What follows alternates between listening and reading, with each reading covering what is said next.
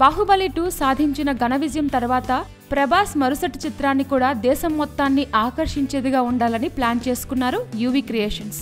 అందుకే సుజిత్ దర్శకత్వంలో ప్రకటించిన సాహో చిత్రాన్ని తెలుగుతో పాటు హిందీ, తమిళ్, మలయాళ భాషల్లో కూడా చిత్రీకరించాలని ప్లాన్ చేసుకున్నారు.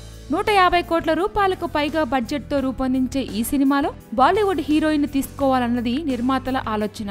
అందుకే బాలీవుడ్ భామలతో మంతనాలు జరుపుతున్నారు. బాహుబలి 2 గ్రాండ్ సక్సెస్ ను బేస్ చేసుకుని ప్రభాస్ కి హీరోయిన్ గా ఆఫర్ ఇస్తే ఎవరైనా ఎగిరి గంతేసి మరీ ఒప్పుకుంటారని మేకర్స్ భావిస్తే బాలీవుడ్ భామలందరూ తెగ షాకులు ఇచ్చేస్తున్నారట. గట్టిగా 3 కోట్ల రెమ్యునరేషన్ రేంజ్ కూడా లేని శ్రద్ధా కపూర్ సాహోలో నటించేందుకు ఏకంగా 8 కోట్లు అడిగిందట. లోఫర్ మూవీలో నటించిన దిశా పటానీని పలకరిస్తే 5 కోట్లు చెప్పి షాక్ కొట్టించేసింది. మీడియం రేంజ్ హీరోయిన్స్ డిమాండే ఇలా ఉంటే ఇక ఫ్రంట్ లైన్ లో ఉన్న భామల పరిస్థితి అర్థం చేసుకోవచ్చు. ప్రస్తుతం పరిస్థితి చూస్తే దువ్వాడ జగన్నాథంలో నటించిన పూజా హెగ్డే, వన్ నేనొక్కనే చిత్రంలో కనిపించిన కృతి సనన్ మాత్రమే కాసింత నార్మల్ ఫిగర్స్ చెప్పారట. వీరిలో ఒకరిని సాహో మూవీలో ప్రభాస్ పక్కన ఫైనల్ చేసే అవకాశాలున్నాయని టాక్.